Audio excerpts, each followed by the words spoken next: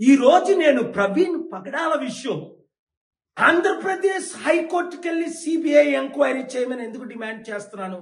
నా దగ్గర ఉన్న రుజువులన్నీ కొన్ని రివీల్ చేస్తున్నాను, కొన్ని చేయట్లేదు. ఇది హత్య అని ప్రశ్నిస్తున్నాను. అయితే కొంతమంది హిందూ ఫెనాటిక్స్ అరే ప్రవీణ్ పగడాల సీతని ఉద్దేశించి మాట్లాడిన విధానాన్ని ఎందుకు ఒక డాక్టర్ కేఏ పాల్ ఈ విషయం ఆయన కొరకు ఫైట్ చేస్తున్నారు అని నేను అందరితో, అవినీతి పరులు అందరితో అన్ని విధాలా ఫైట్ చేశానని మీరు గూగుల్ చేసి చూడండి.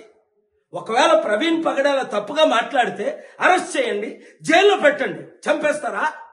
1981లో నేను నర్సీపట్నం కాలేజ్ వైస్ ప్రెసిడెంట్ ఉన్నప్పుడు అక్కడ సిఐ వలి ఒక ముస్లిం అనేక దారుణాలు చేస్తుంటే ఆయన మీద కేసు పెట్టి మినిస్టర్ బాటం శ్రీరామూర్తిని పిలిపించి ఇందిరాగాంధీకి లెటర్ వేసి ఆయన్ని నేను సస్పెండ్ చేయించాను. అంతటితో ఆగానా? ఒరిస్సాలో అన్యాయం జరుగుతుంటే అక్కడ ఎన్నో ఫైట్లు ఇచ్చాను. అంతటితో ఆగానా? 89 నుండి నా చరిత్ర చూడండి. అమెరికన్స్ తో ఫైట్ చేసి అగ్రరాజు అయిన American George bush Iraq, Iran, Syria యుద్ధాలు చెప్తుంటే అమెరికన్ ప్రెసిడెంట్ విరుద్ధంగా బుక్ రాసి మిత్రుడైనప్పటికీ కాళ్ళ మీద ఎలక్షన్ ముందు పడినప్పటికీ బుక్ రాసి Al Qaeda winning, America losing, George Bush down అని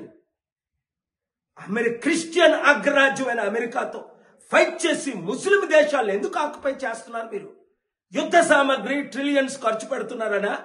అలాగే 2010 సెప్టెంబర్ 10ని ఖురాన్ బర్నింగ్ చేస్తుంటే ఒక American Christian pastor Terry Jones Obama చేతులు ఎత్తేసాడు, పోప్ జాన్ పాల్ చేతులు ఎత్తేసాడు.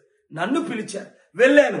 24 గంటల్లో టెర్రీ జోన్స్ ను మోకరింపు చేసి ప్రపంచంలో 200 కోట్ల ముస్లింలు, 300 కోట్ల క్రైస్తవులు వాచ్ చేస్తుండగా ఆ ఖురాన్ బర్నింగ్ ని, ఖురాన్ అది ముస్లింలకు పవిత్రమైన గ్రంథం, నువ్వు ఒక క్రిస్టియన్ పాస్టర్ గా దాన్ని ఎందుకు కాల్చుతావని ఆపలేదా? 2003లో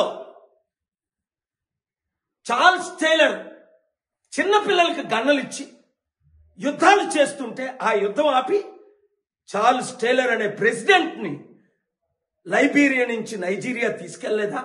2004లో గీ ఫిలిప్ హెయిటీ 10,000 మందిని చంపిస్తే నా 747లో వెళ్ళి అక్కడ ఎయిడ్ ఇస్తుండగా ఆయన వచ్చి, సార్ నేను మీ ఫాలోవర్ని అన్నాడు. నిజంగా నువ్వు నా ఫాలోవర్ అయితే యుద్ధం ఆపు, చంపడం ఆపు, వెపన్లు అని అంటే 200 దేశాల మీడియా లైవ్ ఇస్తుండగా AP, Reuters, CNN, BBC, ABC, MBC, Times of India ఇక్కడ ఆయన యుద్ధం ఆపిలేదా? మోకరించలేదా? 3 రోజులు నాతో ఉండలేదా? Libya Gaddafi, Charles Taylor, Guy Philippe, చివరికి జార్జ్ బుష్ మీద సుప్రీంకోర్టు అమెరికాలో కేసు వేసి ఆయన తల దింపనివ్వలేదా? అంతవరకు ఇక్కడ ఇప్పుడు ఇండియాలో ఏం చేస్తున్నా? అన్యాయం జరుగుతుంటే సోనియా గాంధీ మీద 2007లో కేసు వేయలేదా? ఈ రాష్ట్రాన్ని, ఈ దేశాన్ని సర్వనాశనం చేస్తుందని వైఎస్ రాజశేఖర రెడ్డి మీద కేసు వేయలేదా? 1999లో గ్రహం స్ట్రెయిన్స్ అనే ఆస్ట్రేలియన్ మిషనరీ 2 కొడుకుల్ని దగ్గమని కాల్చిస్తుంటే దారాసింగ్ ని వాడిని అరెస్ట్ చేయించలేదా? కలెక్టర్ని సస్పెండ్ చేయలేదా? ఇప్పుడు 2020లో కమ్మరాజ్యంలో కడప రెడ్లని 2 వర్గాల మీద చిచ్చు పెడుతుంటే ఒక యాక్టర్ దాని కొరకు కోర్టు కేసుకెళ్ళి ఆ సినిమాని రిలీజ్ చేయకుండా ఎడిట్లు చేయించలేదా?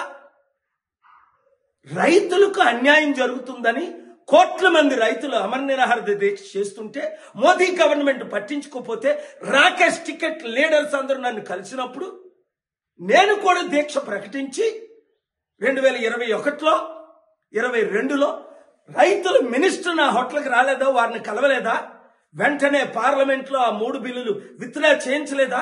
అలాగే జగన్మోహన్ రెడ్డి కరోనా టైంలో 10th ఇంటర్మీడియట్ పరీక్షలు పెడితే 1.5 లక్షల మంది చనిపోతారంటే కోర్టుకెళ్ళి ఎస్ఎస్ ప్రసాద్ని పెట్టి ఆర్డర్ ఆ పరీక్షలు పిల్లల్ని నేను కాపాడలేదా?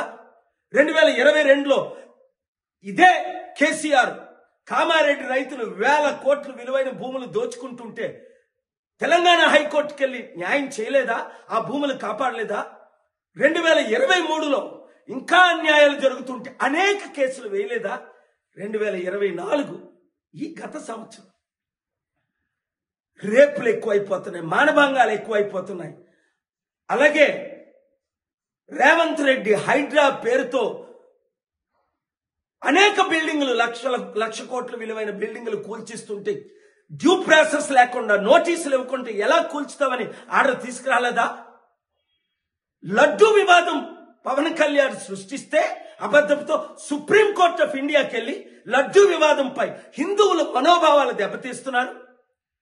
క్రైస్తవులు చర్చలు నడుపుకుంటారు, పాస్టర్లు మొలానాలు మసీదులు నడుపుకుంటారు. హిందూ ప్రీస్టులు ఎందుకు నడుపుకోకూడదు?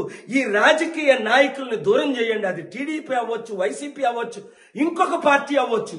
తిరుపతి ఒక హిందూ క్యాపిటల్ టెరిటరీగా ఎందుకు చేయకూడదు? గొడవలు ఎందుకు ఆపకూడదు?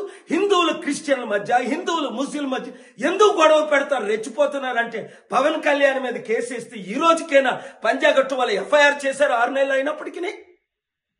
వాళ్ళకైతే ఎప్పుడైనా ఎవరికైనా క్రైస్తవులు ముస్లిం దేశాలను ఆక్యుపై చేస్తుంటే, ఒక క్రైస్తవ పాస్టర్ ఖురాన్ బర్నింగ్ ని చేస్తుంటే అమెరికాలో ఏ విధంగా ఆపాను, ఇప్పుడు ప్రవీణ్ పగడాల ఘోరంగా చంపేశారు అని నేను ఫైట్ చేస్తుంటే, హిందువుల క్రిస్టియన్స్ మధ్య చిచ్చు పెట్టడానికి ఒక ఛానల్ వాడు, ఒక యూజ్లెస్ ఫెలో మనల్ని దూరం చేస్తున్నాడు. అది హిందువుల కొరకైనా, ముస్లింల కొరకైనా, క్రైస్తవుల కొరకైనా, నాస్తికుల కొరకైనా. అందుకే గద్దరన్న ప్రజాశాంతి పార్టీలో చేరాడు. మీ కొరకు నేనున్నాను. రైతుల కొరకు, నిరుద్యోగుల కొరకు, ఉద్యోగుల కొరకు, మహిళల కొరకు, చిల్డ్రన్ కొరకు నేను ఉన్నాను. వీళ్ళెవరు మీకు న్యాయం చేయరు. కోర్టులో పోరాడదాం, దేవుని దగ్గర పోరాడదాం, ప్రజలందరం కలిసి పోరాడదాం, శాంతియుతమైన ధర్నాలు చేద్దాం. ఆపేదే లేదు, తగ్గేదే లేదు. 7569441275 మెసేజ్లు పెట్టండి, గ్రూపులు తయారు చేయండి. పాలన రావాలి, పాలన మారాలి.